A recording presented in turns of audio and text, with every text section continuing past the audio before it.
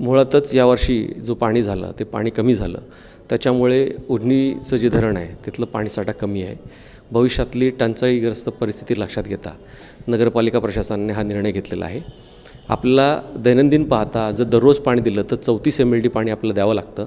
एक दिवस आड पाणी केलं तर साधारण 18 ते 20 mld पाणी आपल्याला लागणार आहे।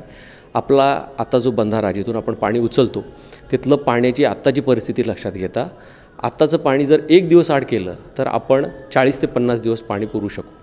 त्याच्यामुळे माझं नागरिकांना आव्हान आहे की पाणी जपून वापरावं। या संदर्भात प्रशासक आणि उपविभागीय अधिकारी गुरव साहेबांनी इरिगेशन डिपार्टमेंट आणि आमची एक संयुक्त बैठक घेतली होती।